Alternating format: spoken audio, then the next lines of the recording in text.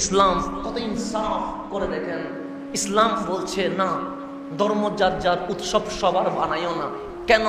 মসজিদে তো মুসলমানই আসবে, হিন্দুকে তো মসজিদে আনার কোনো দরকার নাই। কেন? ওর জন্য তো মন্দির আছে, ওকে জোর করে এখানে আনার কোনো দরকার লা ইকরাহা ফিদ্দীন।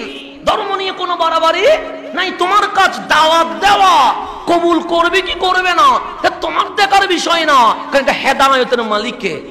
আল্লাহ। ধর্ম যার যার উৎসব সবার, কিন্তু এটা করতে গেলে কষ্ট পাবে সবাই, কারণ আপনার পক্ষে পূজা মণ্ডপে যাওয়া সম্ভব নয়, আর আমার ভাইয়ের পক্ষে কোরবানিতে এসে গরুর গোশত খাওয়া সম্ভব নয়। সুতরাং ধর্ম যার যার উৎসব তার সবাই মিলেমিশে থাকবে। হিন্দু মন্দিরে যাবে, বৌদ্ধরা তাদের গির্জায় যাবে, মুসলমান মসজিদে আসবে, সমাজের মধ্যে ভ্রাতৃত্ব বন্ধন করবে। আর আমাদের কাজ সঠিক ইসলামের দাওয়াত দেওয়া। আপনি অ্যাকসেপ্ট করবেন কি করবেন না সেটা আপনার বিষয়, সেটা নিয়ে মাথা ঘামানো আমার কোনো দরকার নাই। কথা ঠিক না? কারণ আমি কবরে গেলে আমাকে জিজ্ঞেস করবে না কয়জনরে মুসলমান বানাইছস, আমারে জিজ্ঞেস করবে কয়জনরে দাওয়াত দিছস। মক্কার মানুষ সমস্ত কিছু করে দেখলেন, দাওয়াতি কাজ কি হয় না, বন্ধ হয় না। তখন বললেন এটা চুক্তি করি। কি চুক্তি?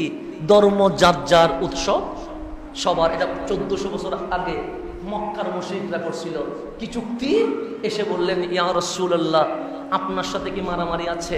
কামলিওয়ালা বলে আমার পক্ষ থেকে তো কোনো মারামারিও নাই, গালাগালিও নাই, সমালোচনাও নাই, মেরেছো তোমরা, আমি বিনিময়ে ভালোবাসা দিয়েছি। তো বললেন একটা চুক্তি করব।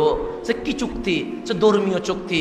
আমরা আজকে থেকে আপনারা গালি দিব না, পাথর মারব না, উঠের বুড়ি তুলব না, আপনার সাথে আর কোনো ঝামেলা করব না। আমার রসুল বলেন চুক্তি কিসের? আমরা মূর্তি তো ছাড়তে পারবো না। তো আমার রসুল বললেন আমি তো আর মূর্তি পূজা করতে পারবো না, তোমাদেরকে আমি জোরও করি না, কিন্তু আমি পারবো না। সেটা চুক্তিতে আসুক না। সে কি চুক্তি? সে আপনার ধর্মও থাক, আমাদের ধর্মও থাক। তো কি রকম চুক্তি? সে চুক্তি হচ্ছে 1 বছর আমরা সবাই আপনার রবের ইবাদত করব। কয় বছর? আর পরের বছর আপনি সহ মিলে আমাদের মূর্তির পূজা করবেন। চুক্তিতে আসছে। তা আল্লাহ বলেন হাবিব, ওরা কি বলতে চায়? ওরা ধর্মীয় চুক্তি করতে চায়। স্লোগান কি? স্লোগান হচ্ছে ধর্ম যার যার উৎসব সবার। 1 বছর নাকি আমি ওদের মূর্তির পূজা করব, আর 1টা বছর নাকি ওরা আমার রব আল্লাহর ইবাদত করবে। তো আল্লাহ বলে কুল ইয়া আইয়ুহাল কাফিরুন লা আ'বুদু মা তা'বুদুন। এই চুক্তিতে আল্লাহও নাই, রাসূলও নাই, গর্দান চলে যাবে। আমি মুহাম্মাদুর রাসূলুল্লাহ কখনো মূর্তি পূজা করতে পারবো না। এটার নাম হচ্ছে নিজের ব্যাপারে কি গরম, মানে আমার ঈমান আমি কখনো কি দিব না, বিসর্জন। কিন্তু যখন দাওয়াত দিতে গিয়েছে আল্লাহ বলছেন ওয়ামা আরসালনাকা ইল্লা রাহমাতাল লিল, আমি কি আমার হাবিবকে পুরা আলামিনের জন্য রহমত হিসেবে বানাই নাই? দাওয়াত দেওয়ার সময় কি থাকতে হবে? নরম থাকতে হবে। ঈমানের ব্যাপারে কি থাকতে হবে? গরম থাকতে হবে। এখন আমরা কি হয়ে যায়? নিজের ব্যাপারে ঘরের ভিতরে সব চলে যায়, নরম হয়ে যায়, আর মাঠে আসি গরম হয়ে যায়। জামিলা হয়ে যাচ্ছে কোথায়? সেখানে নিজের ব্যাপারে নরম হয়ে যায়, মাঠের ব্যাপারে কি হয়ে যায়?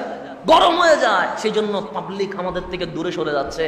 তাই আমাদেরকে এই দাওয়াতি কার্যক্রমে আমাদেরকে যেটা আসতে হবে সেটা হচ্ছে নিজের ব্যাপারে আকীদায় ঈমানে মজবুত গরম থাকতে হবে, কম্প্রোমাইজ চলবে না।